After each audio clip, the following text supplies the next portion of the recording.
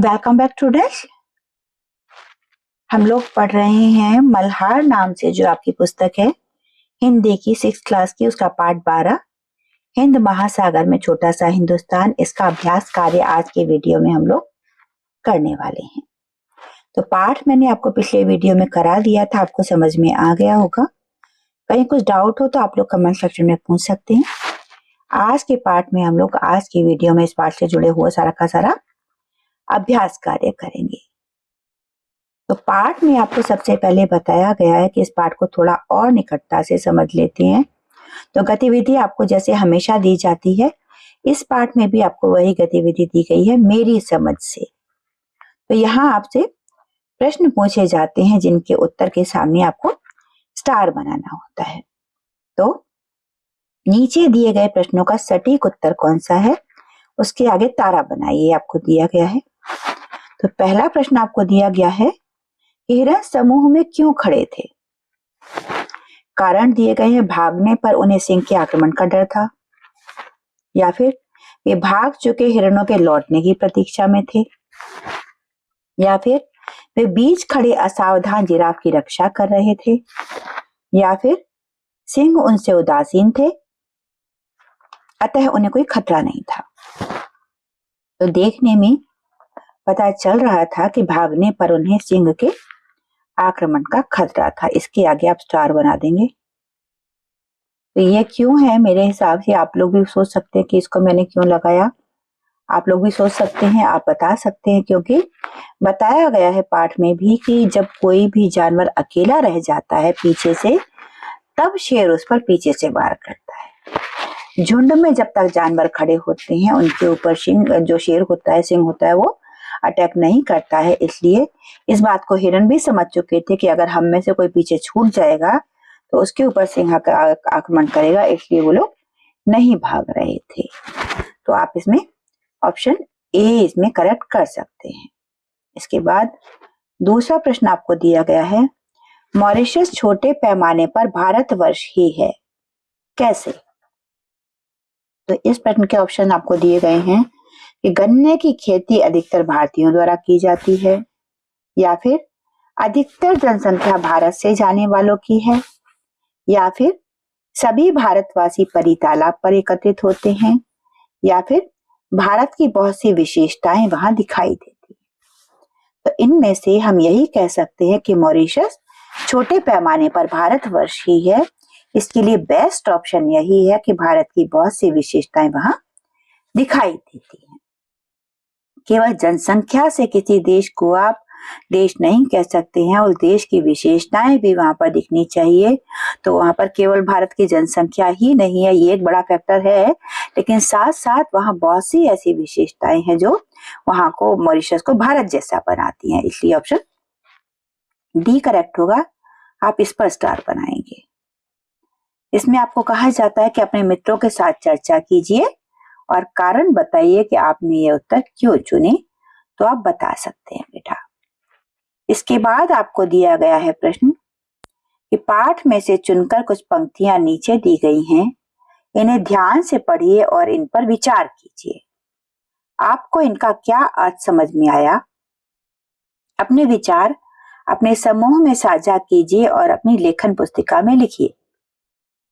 तो पंक्तियां हैं, भारत में बैठे बैठे हम ये नहीं समझ पाते कि भारतीय संस्कृति कितनी प्राणवती और चिरायु है, किंतु मॉरिशस जाकर हम अपनी संस्कृति की प्राणवत्ता का ज्ञान आसानी से प्राप्त कर लेते हैं।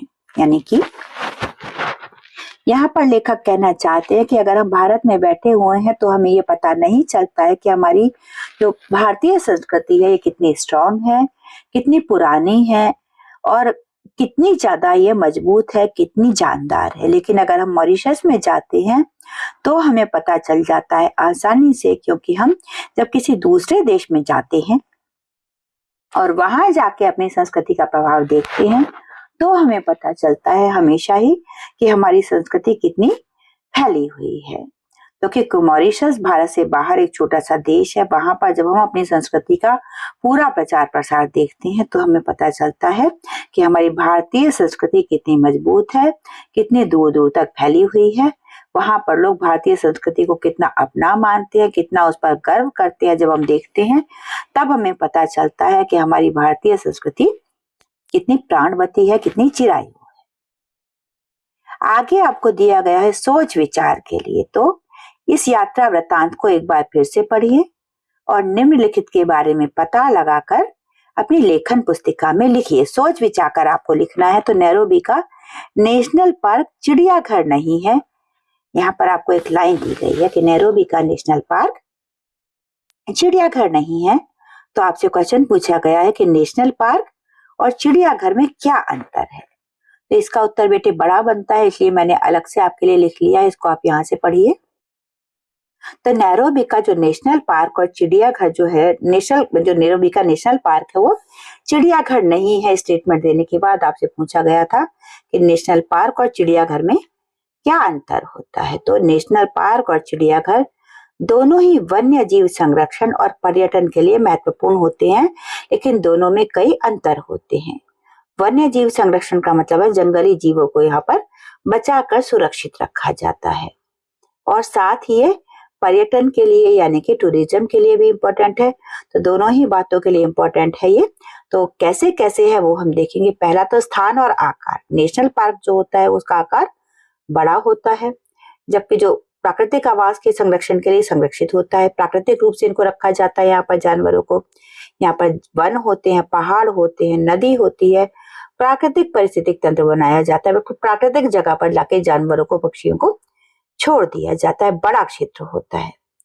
जबकि चिड़ियाघर जो होता है वो छोटा क्षेत्र होता है, सीमित क्षेत्र होता है। यहाँ पर जानवरों को पिंजरों में या फिर बाड़ों में रख करके उनकी देखभाल की जाती है। यहाँ वो फ्री नहीं घूमते हैं चिड़ियाघर में। इसके बाद बात की गई है वन्य जीवों के निवास स्थान की। यहाँ पर जो जंगली जानवर होते हैं वो नेशनल पार्क में प्राकृतिक रूप से रहते हैं, स्वतंत्र रूप से रहते हैं, उनको किसी पिंजरे में नहीं रखा जाता है। वो बिल्कुल ऐसे ही रहते हैं जैसे जानवर जो है जंगल में रहते हैं। जबकि चिड़ियाघर में जानवर जो होते हैं उनके लिए आर्टिफिशियली मकान बनाया गया होता है जिसमें वो लोग रह रहे होते हैं। वो नेचुरल उनका हैबिटेशन नहीं होता है, वहां पर उनके लिए ऐसे ही बनाया जाता है बेटा, ठीक है। अब उद्देश्य क्या होता है दोनों का। नेशनल पार्क बनाने का मकसद होता है कि प्राकृतिक पर्यावरण जो है उसे संरक्षित करना। जो हमारी प्राकृतिक चीजें हैं, नेचुरल चीजें हैं, जो हमारे जानवर है उनको नेचुरली प्रिजर्व करना, नेचुरली बचा के रखना, और इनको एक परमानेंट आवास देना, एक परमानेंट घर देना। इनको एक तरीके से ये मकसद होता है। जबकि चिड़ियाघर में क्या होता है कि हमें जानवरों को लोगों के सामने दिखाना होता है कि हाथी ऐसा होता है, जिराफ ऐसा होता है, सिंह ऐसा होता है। साथ में उन पर रिसर्चेस की जाती हैं, और कई बार एजुकेशनल एक्टिविटीज के लिए भी इन जानवरों को चिड़ियाघर में रखा जाता है। तो नेशनल पार्क में मकसद होता है जानवरों को बचा के रखना, सुरक्षित रखना, जबकि चिड़ियाघर में रखा जाता है ताकि लोगों को दिखाए जा सके जानवर। आगे नेशनल पार्क जो होते हैं उन्हें सरकारी एजेंसी कहीं ना कहीं मैनेज करती हैं, और ये इनके लिए एक तरह से सरकार की तरफ से बचा कर रखे जाते हैं। जबकि जो चिड़ियाघर होते हैं वहां पर इनको मैनेज किया जाता है, लेकिन कहीं ना कहीं पिंजरों में रखा जाता है। पर्यटक नेशनल पार्क जो होते हैं वहां पर लोग इनको देखने के लिए जाते हैं, सफारी के लिए जाते हैं, ट्रैकिंग के लिए जाते हैं। जबकि चिड़ियाघर में जो होता है वहां पर कोई भी जाके देख सकता है। यानी कि जो नेशनल पार्क में होते हैं उनको देखने के लिए लोग जंगल सफारी से जाते हैं, ट्रैकिंग पर जाते हैं, प्रकृति के अवलोकन के लिए जाते हैं। जबकि चिड़ियाघर में लोग जाते हैं जानवरों को नजदीक से देख पाने के लिए। प्राकृतिक जो होता है, जो नेचुरल पार्क होते हैं वहां पर वो मिले ना मिले कोई गारंटी नहीं होती है। कई बार वो छुप करके भी चले जाते हैं, कहीं चले जाते हैं, लेकिन चिड़ियाघर में आपको पिंजरों में रखे हुए दिख ही जाते हैं। साथ में जो नेशनल पार्क होते हैं वहां पर नेचुरल होता है सब कुछ, वहां पर प्राकृतिक वनस्पति होती है और जीव जंतु भी होते हैं उनके साथ में। जबकि चिड़ियाघर जो होता है वहां पर केवल वो जानवर होते हैं जिनको वहां रखा जाता है, बाकी पौधे कई बार सजावटी होते हैं या फिर आर्टिफिशियली वहां पर लगाए जाते हैं। जैसे कि नेशनल पार्क है, जिम कॉर्बेट नेशनल पार्क है, कान्हा नेशनल पार्क है, भारत में है ये, और चिड़ियाघर है दिल्ली का चिड़ियाघर है, मैसूर चिड़ियाघर है। यहाँ पर जानवरों को केवल ऑडियंस को दिखाने के लिए रखा जाता है, जबकि नेशनल पार्क में इनको बचाने के लिए रखा जाता है।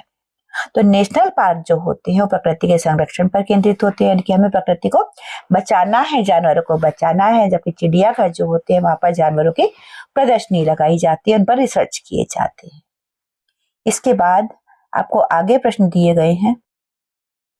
अगला प्रश्न आपको दिया गया है, हम लोग खेत, पेड़ पौधे और खरपतवार से भी बदतर समझे गए, है ना। तो ये क्या है, वे कौन थे जिन्होंने लेखक और अन्य लोगों को पेड़ पौधों और खरपतवार से भी बदतर समझ लिया था? उन्होंने ऐसा क्यों समझ लिया था, इसका उत्तर हम करेंगे। तो यहाँ पर लेखक कहते हैं कि एक लंबी दूरी तय करने के बाद जब लेखक और उनके साथी नैरोबी नेशनल पार्क में पहुंचे, तो वहां पर जब उस जगह पर पहुंचे वो लोग जहां पर सिंह आराम कर रहे थे, वहां पर 7-8 सिंह लेटे हुए थे, लेकिन उन्होंने ये जानने की इच्छा नहीं की कि उन्हें देखने आने वाले लोग कौन हैं। इसलिए लेखक ने कहा कि हम लोगों को पेड़ पौधे और खरपतवार से भी बदतर समझ लिया गया था, बदतर। ठीक है, ठीक है, क्योंकि जो सिंह थे उन्होंने उनकी तरफ देखा ही नहीं था, और सिंहों ने ऐसा बर्ताव इसलिए किया होगा क्योंकि वहां पर उनको देखने के लिए रोज हजारों पर्यटक आते थे। वो हर किसी के लिए प्रतिक्रिया देते देते आखिर में अब नॉर्मल हो चुके थे, बिल्कुल सामान्य हो चुके थे। अब कोई भी उनको देखने आता था तो वो उसके लिए प्रतिक्रिया नहीं देते होंगे। अगला प्रश्न आपको दिया गया है कि मॉरिशस की असली ताकत भारतीय लोग ही हैं। तो पाठ में इस कथन के समर्थन में कौन सा तर्क दिया गया, क्या बात कही गई है जिससे पता चलता है कि मॉरिशस की असली ताकत भारतीय लोग ही है? इसका उत्तर हम जाने। तो इसका उत्तर ये है कि मॉरिशस में ज्यादातर लोग भारत से गए हुए हैं। मॉरिशस में ईख, जिसे यहाँ पर पाठ में ऊख लिखा गया है, तो ईख की खेती और उसके व्यवसाय को जो सफलता मिली है वो भारतीयों के कारण ही मिली है। और साथ में वहां पर जो जितने भी, इसीलिए लेखक ने लिखा है कि मॉरिशस की असली ताकत भारतीय लोग ही है। अगला प्रश्न पढ़ेंगे। अगला प्रश्न आपको दिया गया है, उस द्वीप को उन्होंने छोटा सा हिंदुस्तान बना डाला। तो भारत से गए लोगों ने मॉरिशस को हिंदुस्तान कैसे बना दिया है, इस उत्तर को हम देखेंगे। इसके तो भारत से गए हुए लोग मॉरिशस में भारतीय भाषाएं बोलते हैं। भारत के पर्व त्योहार मॉरिशस में भी प्रचलित हैं। यहाँ पर लोग भारतीय पहनावे पहनते हैं। बहुत से अत्याचार सहने के बाद भी भारतीयों ने वहां पर अपना धर्म नहीं बदला और सभी प्रलोभनों को, यानी कि लालचों को ठुकरा दिया। जो भी लालच उनको दिए गए उन्हें भारतीयों ने ठुकरा दिया। इसी वजह से लेखक ने कहा कि भारतीयों ने मॉरिशस को एक छोटा सा हिंदुस्तान बना डाला है। ये इसका उत्तर बनेगा बेटे। आगे आपको एक्सरसाइज दी गई है कि मिलकर करें मिलान। तो पाठ में से कुछ शब्द चुनकर स्तंभ 1 में दिए गए हैं और उनसे संबंधित वाक्य स्तंभ 2 में दिए गए हैं। अपने समूह में इन पर चर्चा कीजिए और रेखा खींचकर शब्दों का मिलान उपयुक्त वाक्यों से कीजिए। इसके लिए आप शब्दकोश, इंटरनेट, पुस्तकालय या अपने शिक्षकों की सहायता ले सकते हैं। तो आपको ये शब्द दिए गए हैं, इनको आपने करना। मैं थोड़ा सा छोटा कर लेती हूँ ताकि पूरी की पूरी आपके सामने वर्क पहेली आ जाए। तो अफ्रीका है, यहाँ पर अफ्रीका है, नैरोबी है, रक्तचाप दिया हुआ है आपको यहाँ पर शब्दों में, और दिया हुआ BOAC, साथ में भूमध्य रेखा शब्द दिया हुआ है, देशांतर शब्द दिया हुआ है, तुलसीदास दिया हुआ है, क्रेओल है यहाँ पर, और कांवर है। इन सब शब्दों को हमने यहाँ पर एक एक करके मिलाना है। तो देखिए हम पढ़ लेते हैं। ये अफ्रीका महाद्वीप के एक देश केन्या की राजधानी है। तो यहाँ से मुझे पता चल रहा है ये नैरोबी की बात हुई, तो नैरोबी को हम यहाँ पर मिला देंगे। आगे है, ये श्री राम के जीवन पर आधारित अमर ग्रंथ रामचरितमानस लिखने वाले कवि का नाम है। तो रामचरितमानस लिखा था तुलसीदास जी ने, तो हम तुलसीदास जी के नाम को रामचरितमानस के साथ मिला देंगे बेटे। ये यहाँ पर हमने ये मिला दिया। इस वक्त अगला दिया गया, एशिया के बाद दुनिया का सबसे बड़ा महाद्वीप है। एशिया के बाद सबसे बड़ा महाद्वीप है अफ्रीका। तो हम अफ्रीका को एशिया के बाद वाले पॉइंट से मिला देंगे। ठीक है, इसको हम यहाँ पर मिला देंगे। अगला आपको दिया गया, ये रक्त वाहिनियों अर्थात नसों में बहते रक्त द्वारा उनकी दीवारों पर डाले गए दबाव का नाम है, यानी कि रक्तचाप, जिसे ब्लड प्रेशर कहते हैं इंग्लिश में। ये यहाँ मिल जाएगा। इसके बाद आपको दिया गया, ये 2 भाषाओं के मिलने से बनी नई भाषा का नाम है। तो ये भाषा हमने पढ़ी थी, पाठ में आया था नाम क्रियोल। तो क्रियोल जो है ये 2 भाषाओं से बनी हुई भाषा है। इसके बाद आपको दिया गया ब्रिटिश ओवरसीज एयरवेज कॉरपोरेशन, इसका अब्रिविएशन आपको दिया हुआ है BOAC। इससे हम मिला देंगे British Airways operation, overseas Airways corporation. इसके बाद आपको प्रश्न दिया गया, ये पृथ्वी के चारों ओर एक काल्पनिक वृत्त है जो कि पृथ्वी को 2 भागों में बांटता है, उत्तरी भाग और दक्षिणी भाग तो ये होती हैं अक्षांश रेखाएं। इसको हम अक्षांश से मिला देंगे। अक्षांश कहाँ पर है? भूमध्य रेखा, सॉरी भूमध्य रेखा मिल जाएगा। ये भूमध्य रेखा है जो कि दो भागों में बांटती है। भूमध्य रेखा से हम इसको मिला देंगे। भूमध्य रेखा है जो कि काल्पनिक वृत्त है, पृथ्वी को दो भागों में बांटती है। इसको कर देंगे हम, यहाँ से मिला देंगे। चौथा नंबर मिल जाएगा 7वें से। इसके बाद आपको दिया गया है कि ये बांस का एक मजबूत डंडा होता है जिसे कांवड़ या बहंगी भी कहा जाता है, जिसके दोनों सिरों पर बंधी हुई दो टोकरियां होती हैं या छीकों में यात्री गंगा जल या अन्य वस्तुएं भरकर ले जाते हैं, तो ये कांवड़ ही होती है। अगला प्रश्न आपको दिया गया है कि ये ग्लोब पर उत्तर से दक्षिण की ओर खींची जाने वाली काल्पनिक रेखाएं हैं। लॉन्गिट्यूड लैटिट्यूड आपने पढ़ा होगा बेटा। लॉन्गिट्यूड को हम लोग देशांतर रेखाएं कहते हैं। ये उत्तरी ध्रुव को दक्षिणी ध्रुव से मिलाती हैं, तो ये होती हैं देशांतर रेखाएं, इनको हम कहते हैं। देशांतर रेखाओं को आप 9 पॉइंट के मिला देंगे। इसके बाद मैं इसको थोड़ा छोटा कर देती हूँ ताकि आप लोग इसका स्क्रीनशॉट ले सकें। इसका आप चाहें तो स्क्रीनशॉट ले सकते हैं ताकि आप अपनी नोटबुक में इसको आसानी से लिख सकें बेटे। इसका आप लोग स्क्रीनशॉट ले लीजिए, मैं वेट कर रही हूँ। उसके बाद हम लोग आगे बढ़ेंगे। तो चलिए आगे हम लोग शुरू करते हैं। इसके बाद आगे आपको दिया गया है यात्रा वृतांत की रचना। तो इसको हम पढ़ेंगे पहले। इतने में कोई मील भर की दूरी पर हिरणों का एक झुंड दिखाई पड़ा। अब दो जवान सिंह उठे और दो ओर को चल दिए। एक तो थोड़ा सा आगे बढ़कर एक जगह बैठ गया, लेकिन दूसरा घास के बीच छिपता हुआ मोर्चे पर आगे बढ़ने लगा। ये आपको इन्वर्टेड कॉमास के अंदर चीज दी गई है, यानी कि ये लेखक की बात है जो लेखक ने अपने इस पाठ में लिखी हुई है। इसके बाद आपको समझाया जा रहा है कि इन वाक्यों को पढ़कर ऐसा लगता है मानो हम लेखक की आंखों से स्वयं वो दृश्य देख रहे हैं, यानी कि हम खुद देख रहे हैं कि कहीं पर हिरणों का झुंड है। सामने से शेर उठे, चल दिए। एक शेर आगे जाके थोड़ा सा बैठ गया और दूसरा आगे की तरफ बढ़ने लगा। तो पढ़ने में ऐसे लगने लगा कि जैसे हम उसको देख ही रहे हैं। तो इसे ऐसे लगा कि जैसे हम खुद भी उस जगह की यात्रा कर रहे हैं जहां का वर्णन लेखक ने किया है। तो ये यात्रा वृतांत की महत्वपूर्ण विशेषता होती है कि आप जब यात्रा वृतांत लिखते हैं तो उसको इस तरीके से लिखें कि पढ़ने वाले को ऐसे लगे कि जैसे वो खुद भी आपके साथ साथ ट्रेवल कर रहा है।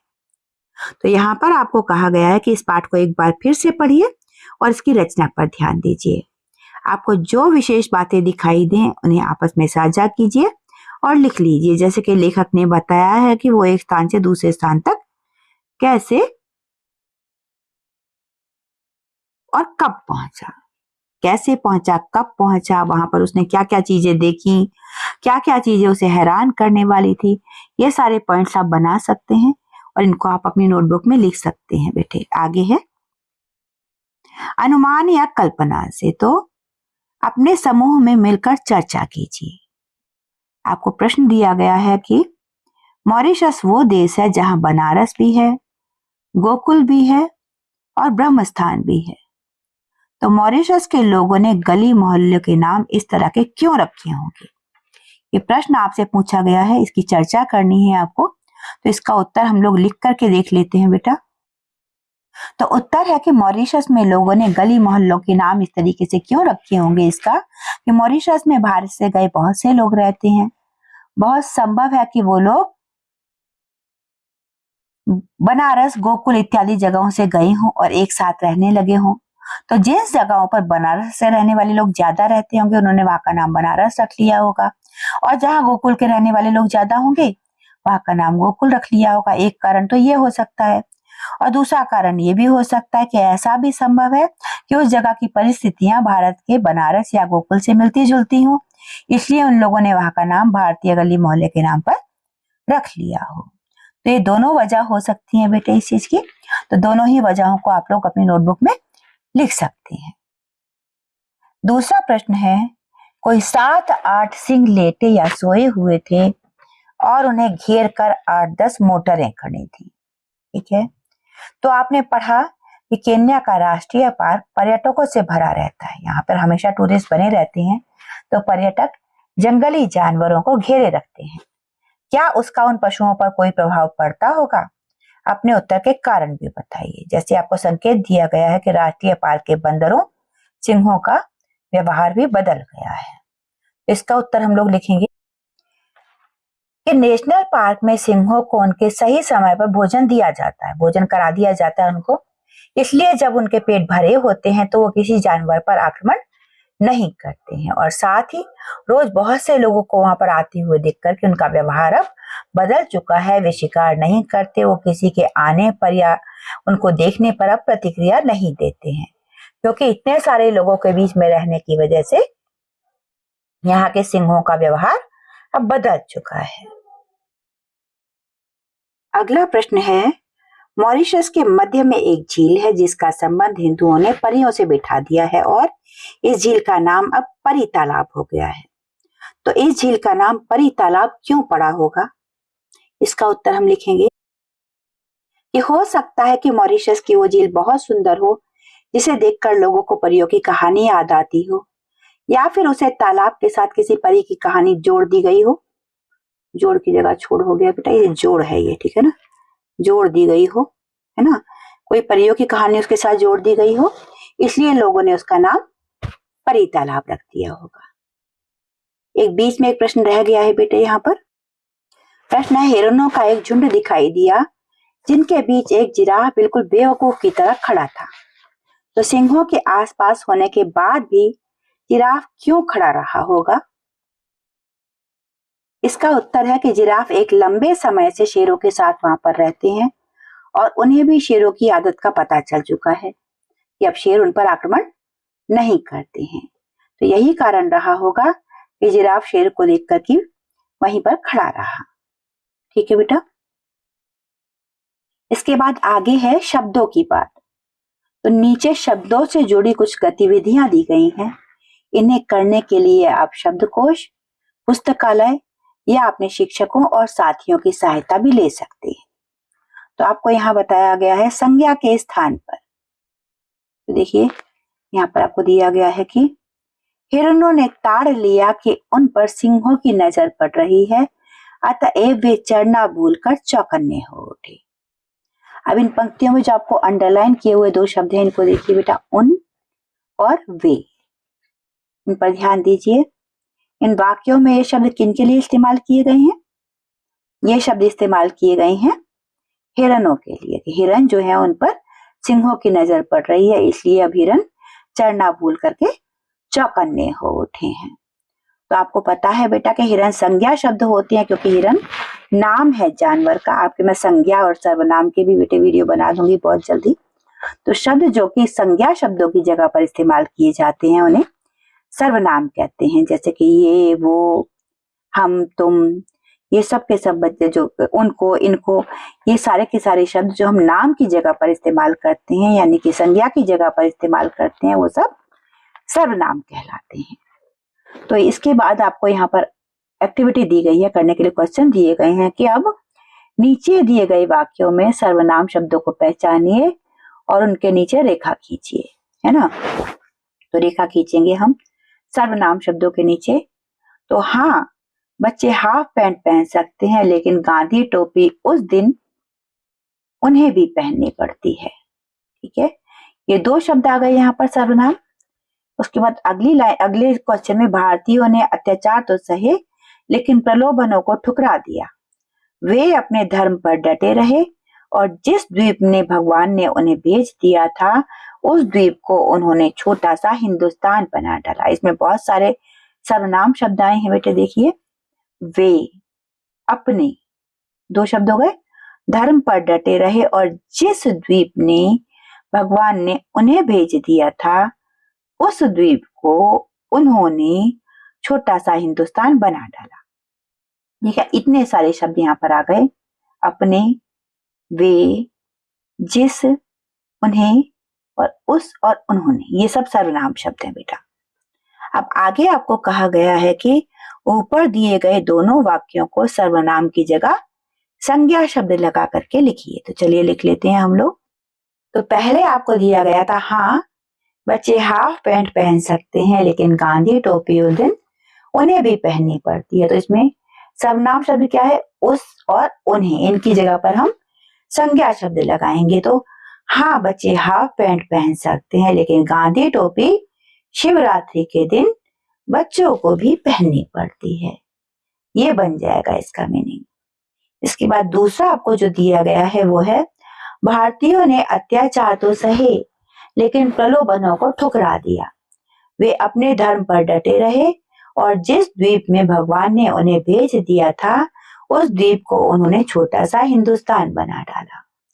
तो इसमें से हम लोग सर्वनाम जो शब्द थे हमने सही इसमें जो है ढूंढे थे पहले वाले में बेटा, ये वे था, अपने था, साथ में जिस था, उन्हें, उस और उन्होंने। इन सब की जगह पर हम संज्ञा शब्द लगाएंगे तो बनेगा, भारतीयों ने अत्याचार तो सहे लेकिन प्रलोभनों को ठुकरा दिया। भारतीय भारतीयों के धर्म पर डटे रहे और मॉरिशस द्वीप में भगवान ने भारतीयों को भेज दिया था। मॉरिशस द्वीप को भारतीयों ने छोटा सा हिंदुस्तान बना डाला। ठीक है, इसे इस तरीके से लिखा जाएगा अगर हम सर्वनाम शब्द इस्तेमाल नहीं करते हैं तो। आगे आपको प्रश्न दिया गया है पहचान पाठ के आधार पर। तो आपने इस यात्रा वृतांत में 3 देशों के नाम पढ़े हैं, भारत, केन्या और मॉरिशस। तो पुस्तकालय या कक्षा में उपलब्ध मानचित्र पर भारत को तो आप सरलता से पहचान ही लेंगे, भारत का नक्शा तो आप पहचानते हैं। साथ में पाठ में दी गई जानकारी के आधार पर बाकी दोनों देशों को पहचानिए। जो जानकारी दी गई है पाठ में, लोकेशन बताई गई है कि भारत से हिंद महासागर में है, मॉरिशस और केन्या किस साइड में है लोकेशन बताई गई है, तो उसके आधार पर चलिए अब हम लोग मानचित्र में इन दोनों देशों को पहचानेंगे। तो देखिए आप लोग नक्शे में भारत को तो पहचान रहे होंगे, यहाँ पर नक्शे में आपको भारत का नक्शा दिखाई पड़ रहा है, ये हमारा भारत है बेटे, आप पहचान पा रहे होंगे, ये हमारा भारत दिखाई पड़ रहा है आपको, है ना। यहाँ से अब हमें देखना है आगे केन्या कहाँ है। तो केन्या देखिए आप लोग देख पा रहे होंगे, केन्या ये दिखाई पड़ रहा है आपको, ये केन्या है। ठीक है, इसके बाद अब हम पहचानेंगे भारत इसमें संसार के नक्शे में। तो ये देखिए ये वर्ल्ड का मैप है आपके सामने, इसमें आप देख पाएंगे कि मॉरिशस कितना छोटा सा देश है। इसको मैं बहुत जूम करूंगी तब जाकर के आपको मॉरिशस दिखाई पड़ेगा। तो भारत का नक्शा तो आपको दिखाई पड़ रहा होगा बेटा, इसमें भारत का नक्शा तो आप लोग देख पा रहे होंगे। इसके बाद देखिए मैं इसको कितना जूम करूंगी तब जाकर के आपको इंडियन ओशन में आपको मॉरिशस दिखाई पड़ेगा। तो फिर से देख लेते हैं हम लोग एक बार। देखिए ये भारत का नक्शा है, ठीक है, भारत का नक्शा तो आप लोग पहचान ही रहे होंगे। भारत के नक्शे के साथ में यहाँ पर आप देख पा रहे हैं केन्या, ये देखिए आप लोग केन्या देख पा रहे हैं, अफ्रीका में केन्या है ये आपके सामने। इसके बाद जब आप इसे जूम करेंगे तब जाकर के आपको यहाँ पर नीचे हिंद महासागर में तब जाके आपको ये मॉरिशस दिखाई पड़ता है। देखिए ये मॉरिशस है। अब मॉरिशस को मैं और आपको जूम करके दिखा दूं, यहाँ की जो सिटीज हैं, यहाँ के जो शहर हैं या जो इलाके हैं वो आपको दिखाई पड़ जाएंगे। देखिए यहाँ पर ये आप लोग देख सकते हैं, इसी करके मैंने आपको बड़ा करके दिखा दिया है। ये मॉरिशस है बेटा। तो आप लोग भी बेटा गूगल पर सर्च कीजिए नक्शा मॉरिशस। मॉरिशस ऐसे आपको दिखाई नहीं पड़ेगा, आप वर्ल्ड मैप सर्च कीजिए गूगल पर, उसमें आपको फिर जब जूम करेंगे तो आपको मॉरिशस दिखाई पड़ेगा। तो देखिए मैंने जब इसको जूम किया है तब मुझे मॉरिशस दिखाई पड़ा है, जब इसको मैंने वापस नॉर्मल साइज में ले आई हूँ तो मॉरिशस दिखाई पड़ना बंद हो गया है। तो आप लोग भी इसको कीजिए, आपकी एक एक्टिविटी की तरह भी हो सकता है ये। देखिए बार फिर से मैं आपको जूम करके दिखा दूं, ये मैंने जूम किया तो यहाँ पर आपके पास ये बहुत सारे ऐसे छोटे छोटे से ऐसे आइलैंड हैं जो यहाँ पर जूम करने पर हमारे सामने आते हैं, वरना ये दिखाई नहीं पड़ते हैं बेटा, है ना। तो ऐसे बहुत सारे ऐसे आइलैंड हैं वर्ल्ड में कि जो जूम करने पर ही हमें दिखाई पड़ते हैं। तो इस तरीके से हमने नक्शे में जो विश्व का मानचित्र था, वर्ल्ड का मैप था, उसमें हमने 3 देश पहचाने, भारत, केन्या और मॉरिशस। अब आगे आपसे कहा गया है कि पार्ट से आगे अब आप कुछ और इसमें एक्सरसाइज दी गई है, तो आपकी बात। यहाँ पर क है आपका, वहां जो कुछ देखा वो जन्म भर नहीं भूलेगा। इसके बाद आपसे प्रश्न पूछा गया है कि क्या आपने कभी ऐसा कुछ देखा, सुना या पढ़ा है जिसके बारे में आपको लगता है कि आप उसे कभी नहीं भूल सकेंगे, उसके बारे में आपने समूह में बताइए। तो बेटा ऐसी बहुत सी घटनाएं होती हैं हर किसी के जीवन में कि जिनके बारे में कोई व्यक्ति देखा हुआ होता है, सुना हुआ होता है, पढ़ा हुआ होता है और तुरंत याद आ जाता है कि भाई इस बात को हम कभी नहीं भूल पाएंगे। ऐसी बातें अच्छी भी हो सकती हैं, खराब भी हो सकती हैं और हर किसी की व्यक्तिगत होती हैं, पर्सनल होती हैं। तो आपके जीवन में भी कुछ ऐसी चीजें होंगी जो आप कभी नहीं भूलेंगे, उनके बारे में आप बताएंगे। यहाँ पर जैसे मेरे जीवन की बातें मैं कहूँ तो जब मेरी शादी हुई उस चीज को मैं कभी नहीं भूल पाऊंगी। जब मेरे बच्चों का जन्म हुआ मैं कभी नहीं भूल पाऊंगी। जब मेरी जॉब लगी उसको मैं कभी नहीं भूल पाऊंगी, है ना। तो इन चीजों को आप लोग लिख सकते हैं ऐसे कि जब मेरा स्कूल में एडमिशन हुआ उसको मैं कभी नहीं भूल पाऊंगा। मेरा 10वां बर्थडे मैं कभी नहीं भूल पाऊंगा, या मेरे पापा ने मुझे ऐसी कोई टॉय ला करके दिया या कोई ड्रेस ला के दिया जिसको मैं कभी नहीं भूल पाऊंगा। आपकी बहुत सी ऐसी घटनाएं जीवन की हो सकती हैं जो आपको हमेशा अब तक याद आती हूँ, जो आपके बहुत हैप्पी मोमेंट हो, या कोई आपने कोई ईश्वर न करे कोई परेशानी झेली हो, उनके बारे में आप यहाँ पर अपने समूह में बता सकते हैं। इसके बाद प्रश्न आपको दिया गया है, स्टेटमेंट एक दिया गया है कि हमें अफ्रीका में शेरों से मुलाकात कर लेनी चाहिए, है ना। तो मुलाकात शब्द का मतलब होता है मिलना, लेकिन यहाँ मुलाकात शब्द का भाव है शेरों को पास से देखना। इसका मतलब है अपनी आंखों से देखना, सजीव देखना, भेंट करना। इन सब शब्दों का इस्तेमाल भी मुलाकात करने के लिए होता है। तो अपनी बात को ज्यादा सुंदर बनाने के लिए, एक इम्प्रेसिव बनाने के लिए ऐसी बातें इस्तेमाल की जाती हैं। उसके बाद आपसे पूछा है कि आपने अब तक किन किन पशु पक्षियों से मुलाकात की है, ये मुलाकात कहाँ हुई थी बताइए। तो यहाँ पर आप जिन जिन पशु पक्षियों को देख चुके हैं उनके बारे में आप बता सकते हैं। जैसे कि मैंने बेटे अब पशु पक्षियों में कुत्तों को देखा है, गाय को देखा है, मैंने बकरियों को देखा है, हिरन को देखा है, सिंह को देखा है, हाथी को देखा है। पक्षियों में भी मैंने बहुत सारे पक्षी देखे हैं, मैंने गिलहरियां भी देखी हैं। तो आप इस तरीके से आप भी लिख सकते हैं कि वो पक्षी आपको, पक्षी या जानवर कहाँ कहाँ पर मिले आप बता सकते हैं। इसके बाद अगला प्रश्न है आपके लिए कि ये ऐसी सफलता की बात है जिस पर सभी भारतीयों को गर्व होना चाहिए। ठीक है, सफलता की बात बताई गई थी मॉरिशस को, जो भारतीयों ने जाकर के एक छोटा सा हिंदुस्तान बना दिया है। इसके बारे में लेखक ने लिखा था कि सबको इस पर गर्व होना चाहिए। तो आपको किन किन बातों पर गर्व होता है बताइए। तो संकेत है, ये बातें आपके बारे में हो सकती हैं, आपके परिवार के बारे में हो सकती हैं, और किसी अन्य व्यक्ति के बारे में हो सकती हैं, वस्तु के बारे में हो सकती हैं, स्थान के बारे में, प्राणी के बारे में भी हो सकती हैं। तो मुझे अपने परिवार पर गर्व है, मुझे अपने पति पर गर्व है, मुझे अपने बच्चों पर गर्व है, मुझे अपने माता पिता पर गर्व है, अपने भाई बहन पर गर्व है। वस्तुएं हैं जैसे कि भाई ऐसी कोई वस्तु हो सकती है कोई जिस पर मुझे गर्व हो सकता है। स्थान, मुझे अपनी भारत भूमि पर गर्व है। प्राणी है, मैंने आपको बता दिया, ऐसे कोई भी चीजें हो सकती है जिन पर आप प्राउड फील करते होंगे, आप उनके नाम यहाँ पर लिख सकते हैं बेटे। इसके बाद आगे है घर, कक्षा और घर की भाषाएं। प्राय सभी भारतीय भोजपुरी बोलते और उसे समझ लेते हैं, बोलते नहीं भी हैं तो कम से कम समझ जरूर लेते हैं। यहाँ तक कि भारतीयों के पड़ोस में रहने वाले चीनी भी भोजपुरी भाषा को बखूबी बोल लेते हैं। तो भारत एक बहुभाषी देश है। बहुभाषी मतलब यहाँ पर बहुत सी भाषाएं बोली जाती हैं, समझी जाती हैं।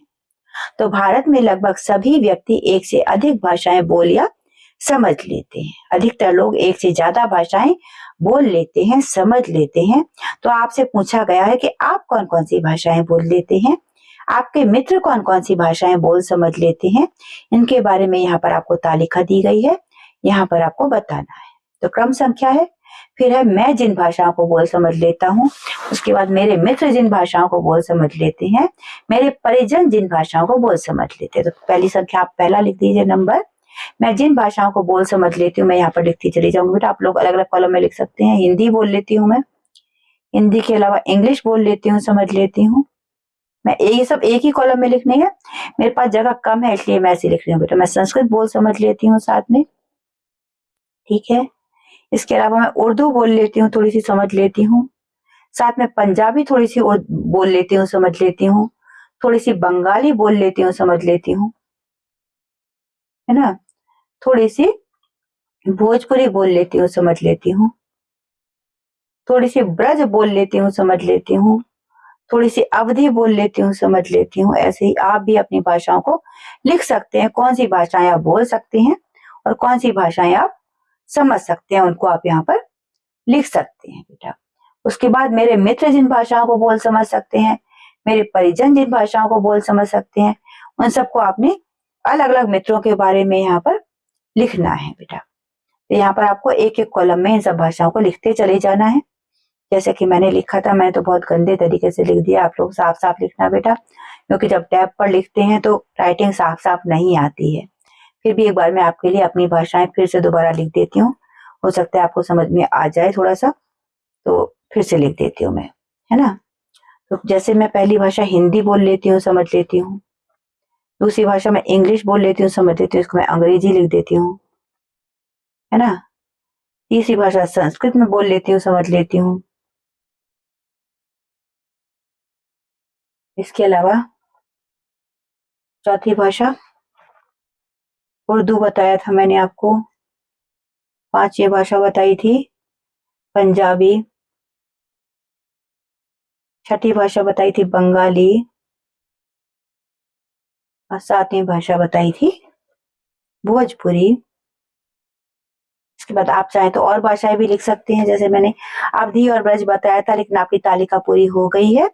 तो इसके लिए आपको बताया गया है कि इस तालिका को पूरा करने के लिए आपको अपने मित्रों और परिजनों से पूछताछ करनी होगी। उसके बाद पहले भाषाओं के नाम लिखने हैं, बाद में उन नामों को लिखकर उनकी कुल संख्या लिखनी है। जैसे यहाँ पर आप संख्या लिख देंगे 7 हो गई, या किसी की कम भाषाएं होंगी तो आप उनकी कम लिख देंगे। तो यहाँ आप मित्रों से पूछ के उनकी भाषाएं लिखेंगे। जब आपसे पूछा जाएगा कि कितनी भाषाएं बोल लेते हैं मित्र, तो आप मित्रों से पूछ करके उनकी भाषाएं लिखेंगे, कौन कौन सी भाषाएं बोल लेते हैं, समझ लेते हैं। फिर आप परिजनों से, यानी कि आपके रिश्तेदारों से किसी से पूछेंगे कि आप कौन कौन सी भाषा बोल लेते हैं, समझ लेते हैं, वो बताएंगे, उनके नाम आप इस टेबल में लिखेंगे। आगे प्रशंसा या सराहना विभिन्न प्रकार से। तो ये कहा गया है यहाँ पर कि यह द्वीप महासागर का मोती है, भारत समुद्र का सबसे खूबसूरत सितारा है। ठीक है, तो इस पाठ में लेखक ने मॉरिशस की सराहना में ये वाक्य लिखा है, उसको कभी मोती बताया है, कभी सितारा बताया है। तो तारीफ करने के लिए दिनकर ने द्वीप की तुलना मोती और तारे से की। तो किसी की सराहना यानी कि तारीफ, अप्रिशिएशन अनेक प्रकार से किया जा सकता है। आप आगे दी गई तालिका को पूरा कीजिए, पहले नाम लिखिए, फिर उनकी प्रशंसा में एक एक वाक्य लिखिए। शर्त यह है कि प्रत्येक बार आपको अलग तरह से प्रशंसा करनी है, हर एक के लिए अलग तरह के शब्द इस्तेमाल करने। स्वयं, मेरा नाम, है ना, जैसे कि मैं अपना नाम लिखूंगी यहाँ पर, तो मैंने अपना नाम लिख दिया कनक। मेरी प्रशंसा के लिए मैं लिखूं तो मैं शिक्षित महिला हूं, है ना। और बाकी की मेरी प्रशंसा में आप कुछ और शब्द बता सकते हैं। परिजन, मेरे पिता की बात करूं तो पिता मेरे एक, कह लीजिए कि एक ईमानदार व्यक्ति है, ऐसे आप अपने पिता के बारे में भी लिख सकते हैं। ठीक है, अगला शिक्षक, मेरे शिक्षक थे, उनका नाम लिख सकते हैं हमें। शिक्षक का नाम आप लिख लीजिए, अपने शिक्षक का नाम लीजिए, मैं केवल यहाँ पर शिक्षक ही लिख रही हूँ।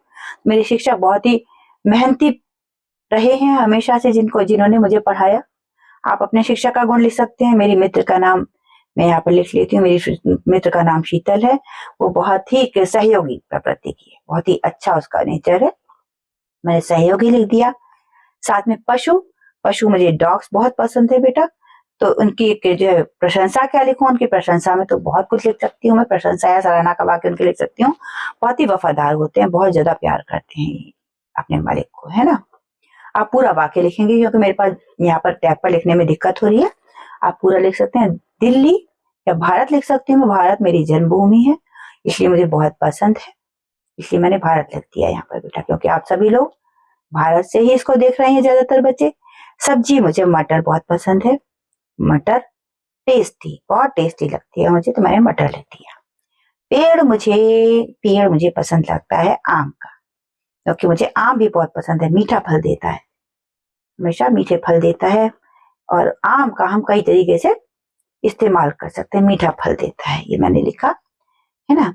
इसके बाद अगला प्रश्न हम करेंगे, इसमें आपको दिया गया है चित्रात्मक सूचना, जिसे कहा जाता है इन्फोग्राफिक्स, यानी कि एक चित्र बना दिया जाता है जिसको पढ़ करके हमें बहुत ही कम शब्दों में बहुत सारी जानकारी मिल जाती है, इसे चित्रात्मक सूचना कहते हैं। जैसे आपको ये चित्र दिया गया है, इसमें बहुत सारी सूचना दी हुई है। देखिए, अगर हम इसको जूम करेंगे तो आपको पता चलेगा इसमें क्या क्या सूचना दी हुई है। देखिए, पढ़िए आप लोग। पहले दिया है, साल 1834 में 2 नवंबर को एटलस नाम का जहाज भारतीय मजदूरों को लेकर मॉरिशस पहुंचा था, जिसे वहां पर अप्रवासी दिवस यानी कि इंडियन अराइवल डे के रूप में मनाया जाता है। किसको? 2 नवंबर को हर साल। इसके बाद देखो, जब मॉरिशस में गूंजा जय हिंद, फिर दे रखा है मॉरिशस में भारतीय मूल के लोगों की आबादी देश में 68% से ज्यादा है। फिर नीचे देख रखा है, ब्रिटिश शासक गन्ने के खेतों में काम करने के लिए भारतीय मजदूरों को वहां लेकर गए थे। फिर नीचे लिखा है, यही वजह है कि मॉरिशस की संस्कृति में भोजपुरी गीतों और हिंदू फिल्मों का खास योगदान है। आगे दे रखा है, मॉरिशस के पहले प्रधानमंत्री शिव सागर राम गुलाम भी भारतीय मूल के थे। और यहाँ देखा, इनमें से ज्यादातर बिहार के थे, लेकिन तमिल, तेलुगु और मराठियों की तादाद भी अच्छी खासी थी। साथ में आपको एक बीच में फोटो दे दिया गया है। ये उसी दौरान का फोटो है जब ब्रिटिश लोग जो थे यहाँ से भारतीयों को ईख की खेती करने के लिए मॉरिशस लेकर के गए थे। अब इसके बारे में आपको कहा गया है कि इस चित्रात्मक सूचना के आधार पर मॉरिशस के बारे में एक अनुच्छेद लिखिए। तो यहाँ पर मैंने आपके लिए एक अनुच्छेद लिखा है, उसको चलिए हम लोग पढ़ लेते हैं। तो यह इंफोग्राफिक्स या ग्राफिक्स यानी कि चित्रात्मक सूचना के आधार पर निबंध है, जो कि मैंने आपके लिए लिखा है। यह मॉरिशस में भारत की स्थिति। तो मॉरिशस और भारत का संबंध ऐतिहासिक, सांस्कृतिक और राजनीतिक दृष्टि से अत्यंत घनिष्ठ है। हिंद महासागर के मध्य स्थित, हिंद महासागर के बीच में है। यह द्वीप राष्ट्र अपने विशिष्ट भौगोलिक और सांस्कृतिक पहचान के लिए जाना जाता है। मॉरिशस में भारतीय मूल के लोगों की उपस्थिति और भारतीय संस्कृति की गहरी छाप इस संबंध को और भी प्रगाढ़ बनाती है, बहुत ही मधुर बनाती है। तो भारत और मॉरिशस का संबंध 19वीं शताब्दी में शुरू हुआ, जब ब्रिटिश शासन के दौरान भारतीय मजदूरों को गन्ने के खेत में काम करने के लिए मॉरिशस भेजा गया। ये मजदूर अपनी मेहनत और लगन के बल पर मॉरिशस की सामाजिक और आर्थिक संरचना का हिस्सा बने। आज मॉरिशस की लगभग 68% आबादी भारतीय मूल की है। तो भारत और मॉरिशस के बीच मजबूत कूटनीतिक संबंध है। मॉरिशस को अक्सर भारत का मिनी इंडिया कहा जाता है। साल 1834 में 2 नवंबर को एटलस नाम का जहाज भारतीय मजदूरों को लेकर मॉरिशस पहुंचा था। उस दिन को वहां पर अप्रवासी यानी कि इंडियन अराइवल डे के रूप में मनाया जाता है। तो मॉरिशस में भारतीय संस्कृति, भाषा और परंपराएं जीवित हैं। हिंदी, भोजपुरी, तमिल, तेलुगु और अन्य भारतीय भाषाएं मॉरिशस के लोगों की सांस्कृतिक पहचान का हिस्सा हैं। भारतीय त्योहार जैसे दिवाली और होली मॉरिशस में बड़े उत्साह से मनाए जाते हैं। भारतीय सिनेमा और संगीत भी मॉरिशस की जनता के बीच बहुत लोकप्रिय है। मॉरिशस के पहले प्रधानमंत्री श्री शिव कुमार राम गुलाम भी भारतीय मूल के ही थे। तो मॉरिशस में भारत की स्थिति न केवल ऐतिहासिक आधारों पर मजबूत है, बल्कि ये सांस्कृतिक, आर्थिक और राजनीतिक दृष्टिकोण से भी अद्वितीय है। ये हो गया बेटा इन्फोग्राफिक्स के आधार पर लिखा हुआ निबंध। इस निबंध को लिखने के बाद आपको कहा गया है कि अपनी पसंद के किसी विषय पर इसी प्रकार की चित्रात्मक सूचना की रचना कीजिए, जैसे आपका विद्यालय, कोई विशेष दिवस, आपके जीवन की कोई विशेष घटना आदि। संकेत दिया है आपको कि यह कार्य आप अपने समूह में मिलकर कर सकते हैं। इसके लिए आप किसी कागज पर चित्र चिपका सकते हैं और सूचना को कलात्मक रूप से कम शब्दों में लिख सकते हैं। चित्र बनाए भी जा सकते हैं। आप ये कार्य कंप्यूटर या मोबाइल फोन की सहायता से भी कर सकते हैं। तो आपके लिए बेटा मैंने 2 इन्फोग्राफ्स बनाई हैं, उनको आप लोग देख लीजिए एक बार। तो पहला बनाया है मैंने इंडियन स्ट्रगल का, इंडियन इंडिपेंडेंस का जो स्ट्रगल था उसका बनाया है। तो देखिए, इसको मैं जूम करके आपको दिखाती चलूंगी। इंडियन इंडिपेंडेंस का स्ट्रगल है, तो इसमें द इंडियन इंडिपेंडेंस स्ट्रगल मैंने हेडिंग डाली है यहाँ पर। साथ में 1857 का रिवोल्ट मैंने यहाँ पर दर्शाया है बेटे। फिर 1947 में जो हमें स्वदेशी एक तरीके से आजादी मिल गई वो मैंने दिखाया है। यहाँ पर ताजमहल दिखाया है, नेहरू जी दिखाए हैं विद, है ना। देखिए पूरा का पूरा आप लोग यहाँ देख सकते हैं बड़े आराम से। यहाँ पर मैंने मार्च दिखाए गए हैं, दांडी मार्च, नेहरू मार्च दिखाया गया है, दांडी मार्च है, साथ में सिपाही डिबेट दिखाया गया है, गांधी मूवमेंट दिखाया गया है, यहाँ पर जो चीजें मैंने आपको दिखाई है ना, साथ में पूरा का पूरा मैंने ऐसे दिखाया है आपको। स्वदेशी मूवमेंट दिखाया है कि किस तरीके से सैनिक खड़े हुए हैं, ये पूरा का पूरा आपको दिखाया है। गांधी जी का दिखाया, मॉडर्निज्म दिखाया है, स्वदेशी मूवमेंट है, साथ में गांधी रिवोल्ट दिखाया है, ये इंडियन सॉल्ट का जो था, नमक तोड़ो जो दांडी मार्च था वो दिखाया है यहाँ पर। तो ये सारी की सारी चीजें यहाँ पर मैंने बनाने की आपके लिए कोशिश की थी बेटा। देखिए पूरा का पूरा एक और इन्फोग्राफिक्स बनाया है आपके लिए मैंने इंडियन ट्राई कलर का, इंडियन तिरंगे का। तिरंगे में देखिए कैसे सैफरन कलर जो है वो क्या क्या दिखाता है हमें। सैफरन कलर जो है हमें बहादुरी का प्रतीक होता है। केसरिया कलर, सफेद कलर जो है शांति का होता है। ग्रीन जो है प्रॉस्पेरिटी का प्रतीक होता है हमारे झंडे में। मैंने इंग्लिश में लिख दिया है, ये आप हिंदी में लिख सकते हैं। इंडियन फ्लैग के बारे में सारी सारी चीजें लिखी गई हैं यहाँ पर, मैंने जानकारी पूरी लिखी है। इसी तरीके से आप भी लिख सकते हैं बेटा, है ना। ये 2 इन्फोग्राफिक्स मैंने आपके लिए बनाए थे, इसी तरीके से आप भी बना सकते हैं बेटा। तो ये होता है इन्फोग्राफिक्स, जिसमें आप कोई चित्र बना के उसमें उसके बारे में जानकारी देते हैं। आप इसका स्क्रीनशॉट भी ले सकते हैं, आप तिरंगा बना के भी बना सकते हैं, कुछ और भी बना सकते हैं। साथ में यहाँ पर आपका तिरंगे में जो चित्र कहाँ से आया है, ये अशोक चक्र कहाँ से आया है, मैंने वो भी यहाँ पर लिया है कि अशोक चक्र जो है ये हमारे अशोक स्तंभ से लिया गया है। ये पूरा का पूरा मैंने आपको यहाँ पर इसके बारे में जानकारी दी है बेटा। तो ये था इन्फोग्राफिक बेटा। इसके बाद आपको हेडिंग दी गई है हस्ताक्षर। तो आप जानते ही हैं कि ये पाठ हिंदी के प्रसिद्ध लेखक रामधारी सिंह दिनकर ने लिखा है। वे अपने नाम को कुछ इस प्रकार लिखते थे, रामधारी सिंह दिनकर, है ना। तो अपनी पहचान प्रकट करने के लिए अपने नाम को किसी विशेष प्रकार से लिखने को हस्ताक्षर कहते हैं। तो हस्ताक्षर का प्रयोग व्यक्ति को जीवन भर अनेक कार्यों के लिए करना होता है। आपके विद्यालय में भी आपसे हर बार हस्ताक्षर करवाए जाते होंगे। जब हम लोग एडमिशन का फॉर्म भरते हैं या फिर कोई एग्जाम फॉर्म भरते हैं, एडमिट कार्ड आता है तो हमें उस पर साइन करने होते हैं। तो प्रार्थना पत्रों के अंत में भी अपने हस्ताक्षर आप करते होंगे। तो हो सकता है कि कभी आपका बैंक अकाउंट भी खुला होगा, वहां भी आपने साइन किए होंगे बेटा। तो अभी आपने अपने हस्ताक्षर निर्धारित ना किए, हो सकता है अभी आपने अपने हस्ताक्षर फिक्स ना किए हो। तो नहीं किए हैं तो कोई बात नहीं, आप आज अपने हस्ताक्षर फिक्स कर सकते हैं, निर्धारित कर सकते हैं। यहाँ पर आपको 5 बार अपने हस्ताक्षर करने हैं और आपके हस्ताक्षर एक जैसे हो, अलग अलग ना हो। तो यहाँ पर जैसे कि मैं हस्ताक्षर कर रही हूँ बेटा, आप लोग देखिएगा, जैसे मैं 5 बार हस्ताक्षर करूंगी, इनको आप देखिए, ऐसे ही आप लोग भी कर सकते हैं अपने अपने हस्ताक्षर। मैंने किया जैसे ये, है ना, यहाँ बिगड़ गया थोड़ा सा मेरा हैंड राइटिंग, पर ऐसे आप लोग भी लिख सकते हैं बेटा, है ना। ऐसे मैंने लिखा जैसे, ऐसे आप लोग भी अपने साइन कर सकते हैं, कुछ भी बना सकते हैं आप लोग, पर एक जैसे बनने चाहिए। ऐसे साइन आप लोग कर सकते हैं बेटा। 5 बार साइन यहाँ पर आपको करने हैं और ये आपकी एक्सरसाइज पूरी हो जाएगी। इसके बाद आपको पत्र दिया गया है। यहाँ दिनकर का लिखा एक पत्र दिया जा रहा है, इसे पढ़िए और प्रश्नों के उत्तर लिखिए। पत्र पढ़कर नीचे दिए गए प्रश्नों के उत्तर अपने समूह में मिलकर खोजिए। तो पत्र है नई दिल्ली 8/7/67 यानी कि 8 जुलाई सन 1967।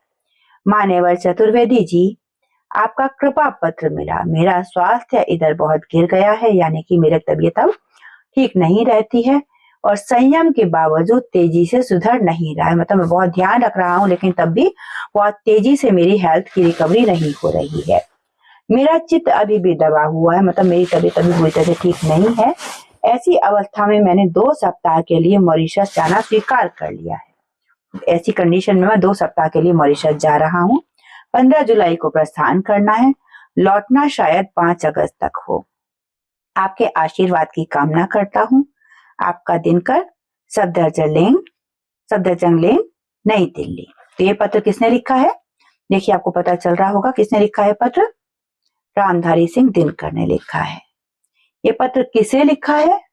ये पत्र उन्होंने लिखा है मान्यवर चतुर्वेदी जी को। चतुर्वेदी जी को उन्होंने पत्र लिखा है ये, ठीक है। उसके बाद अगला प्रश्न, ये पत्र किस तिथि को लिखा गया है? तिथि जैसे कि मैंने आपको बताया था, तिथि 8 जुलाई 1967 को लिखा गया है ये पत्र। इसके बाद अगला प्रश्न है कि पत्र किस स्थान से लिखा गया है, कहां से लिखा गया है ये पत्र। देखिए यह आपको पता चल जाएगा, नीचे जगह दी हुई है उन्होंने, सफदरजंग लेन, नई दिल्ली से ये पत्र लिखा गया है, ठीक है। इसके बाद आगे प्रश्न है कि पत्र पाने वाले के नाम से पहले किस शब्द का प्रयोग किया गया है। पत्र पाने वाला कौन है जिसको पत्र लिखा जाएगा, तो मान्यवर शब्द का इस्तेमाल किया गया है। मान्यवर शब्द आ जाएगा यहाँ पर। अगला कहते हैं कि पत्र लेखक ने अपने नाम से पहले अपने लिए क्या शब्द लिखा है। उसने अपने लिए पत्र लेखन में अपने लिए शब्द इस्तेमाल किया है आपका, यानी कि आपका दिनकर। ठीक है, आगे ये हो गए। आगे है उलझन सुलझाओ। जहाज नैरोबी से 4 बजे शाम को उड़ा और 5 घंटों की निरंतर उड़ान के बाद जब वो मॉरिशस पहुंचा तब वहां रात के लगभग 10 बज रहे थे। 4 घंटे बाद 10 बज रहे थे। 5 घंटे की उड़ान के बाद 4 बजे चला, 5 घंटे की उड़ान हुई, लेकिन वहां पहुंचते पहुंचते मॉरिशस पहुंचते पहुंचते 10 बज गए। ये कैसे हुआ? 4 बजे चला तो 5 घंटे की उड़ान के बाद 9 बजने चाहिए थे, लेकिन यहाँ पर 10 कैसे बजे हैं, है ना, ये हमें देखना है। तो जहाज नैरोबी से 4 बजे उड़ा तो उसे 5 घंटे की उड़ान के बाद 9 बजे मॉरिशस पहुंचना चाहिए था, लेकिन वहां पहुंचा वो 10 बजे। ऐसा क्यों हुआ, ये हमें यहाँ पर अब पता करना है। तो इसका कारण ये है कि हमारे यहाँ के टाइम में और नैरोबी के टाइम में 1 घंटे का फर्क है। जब हमारे यहाँ 4 बज रहे होंगे तब वहां पर 5 बज रहे होंगे। जब हमारे यहाँ 5 बजे तो वहां 6 बज गए। जब हमारे यहाँ 6 बजे तो वहां 7 बज गए। जब हमारे यहाँ 7 बजे तो वहां 8 बज गए। जब हमारे यहाँ 8 बजे तो वहां 9 बज गए। जब हमारे यहाँ 9 बजे तो वहां पर 10 बज चुके थे। इसी वजह से 4 बजे जब लेखक का जहाज नैरोबी से उड़ा तो 5 घंटे की उड़ान के बाद मॉरिशस पहुंचने पर वहां तक 10 बज गए थे। नैरोबी के टाइम में और मॉरिशस के टाइम में पूरा 1 घंटे का फर्क है। ठीक है, इसके बाद आगे ग्रीनविच मीन टाइम आपने पढ़ा होगा बेटा। आगे 2 घड़ियों के चित्र दिए गए हैं। एक घड़ी भारत के समय को दिखा रही है और दूसरी घड़ी मॉरिशस के समय को दिखा रही है। तो दोनों में कितने घंटे और मिनट हुए हमें देखनी है। तो भारत की घड़ी में 5:20 हो रहे हैं, जबकि मॉरिशस की घड़ी में 4 बजने में 10 मिनट बाकी है। तो भारत में क्या समय हुआ है, 5:20 हुए हैं, जबकि मॉरिशस में 4:10 हुए हैं। तो मॉरिशस और भारत के समय में कितने घंटे और मिनट का अंतर है? 1 घंटा 30 मिनट का अंतर है। ठीक है, तो इसको हम लिख लेंगे यहाँ पर। तो यहाँ पर आप लिख देंगे 1 घंटा 30 मिनट। ठीक है, इतना अंतर है यहाँ पर। आगे है सूर्योदय भारत में पहले होगा या मॉरिशस में। तो दोनों जगह में आप देख रहे हैं कि जब टाइम का अंतर है तो सूर्योदय का अंतर भी होगा। तो पहले सूर्योदय भारत में होगा, ठीक है, क्योंकि भारत का टाइम आगे चल रहा है। इसके बाद जिस समय भारत में दोपहर के 12 बजे होंगे उस समय मॉरिशस की घड़ियां कितना समय दिखा रही होंगी। जिस टाइम भारत में 12 बज रहे होंगे उस टाइम वहां पर, क्योंकि जो मॉरिशस की घड़ी है वो हमसे ठीक 1 घंटा 30 मिनट पीछे है, तो यहाँ पर बज रहे होंगे 10:30। ठीक है, यहाँ पर हम बज रहे होंगे 10:30। इसके बाद आपको दी गई है आज की पहेली। तो पहेली देखिए, यहाँ पर आपको दिया गया, आज हम आपके लिए एक अनोखी पहेली लेकर आए हैं। यहाँ एक वाक्य दिया गया है, आपको पता करना है कि इसका क्या अर्थ है। तो वाक्य दिया गया है आपको, येला मालत येला गौलश, है ना। तो यहाँ पर संकेत दिया गया, क ख को आप क पढ़िए, यानी कि या को आप एक लेटर पीछे पढ़ेंगे। या से पहले माँ आता है, ला से पहले रा आता है। ठीक है, तो ये हो गया मेरा। इसके बाद कहा गया मालत, मालत यानी कि माँ से पहले आता है भ, तो भा हो जाएगा। ला से पहले आता है रा, तो रा हो जाएगा। था से पहले आता है ता, तो ये भारत हो जाएगा। फिर है ये ला, या से पहले आता है माँ, में हो जाएगा। उसके बाद ला से पहले आता है रा, फिर घा से आता है ग, तो ग हो जाएगा। ला से पहले रा आता है, शा शलगम से पहले वा आता है, तो ये हो जाएगा मेरा भारत मेरा गौरव। ठीक है, इसके बाद आगे आपको एक्सरसाइज दी गई है, कहा गया है खोजबीन के लिए। तो नीचे दी गई रचनाओं को पुस्तक के दिए गए QR कोड की सहायता से देखें, पढ़ें और समझें। पुस्तक में आपके QR कोड दिया गया है, वहां से आपको सर्च करके पढ़ना है। चांद का कुर्ता, मिर्च का मजा, राष्ट्र कवि रामधारी सिंह दिनकर की जीवनी और हिमालय के पर्वतीय क्षेत्र की मनोरम यात्रा। तो QR कोड बेटा सबसे ऊपर ही होता है आपके पास यहाँ पर। इसे आप मोबाइल से अगर स्कैन करेंगे तो आपको आराम से ये QR कोड खुल जाएगा। वहां से आपको देखिए ये QR कोड होता है, शुरुआत में ये QR कोड है, तो ब्लैक कलर में आपको दिखाई पड़ रहा है। जैसे आप लोग फोन पे वगैरह यूज करते हैं, फोन पे UPI वगैरह यूज करते हैं, वहां पर QR कोड से सर्च करके पेमेंट करते हैं। ऐसे इस QR कोड को जब आप सर्च करेंगे तो आपका ये खुल जाएगा। यहाँ पर कहानियां खुल जाएंगी सारी की सारी, उनको आप यहाँ से पढ़ सकते हैं। तो आज आपका इस पाठ का पूरा जो एक्सरसाइज वाला काम था, व्याख्या साथ में सारा अभ्यास कार्य पूरा का पूरा खत्म हो गया बेटा इस वीडियो में। एक ही वीडियो में सारा का सारा मैंने खत्म करा दिया है। कहीं डाउट हो तो आप लोग कमेंट सेक्शन में पूछ सकते हैं। और चैनल अगर आपने अभी तक सब्सक्राइब नहीं किया है तो बहुत जल्दी से कर लीजिए। आपकी परीक्षाओं के लिए आपको ढेर सारी शुभकामनाएं। Have a great day ahead. जय हिंद, जय भारत।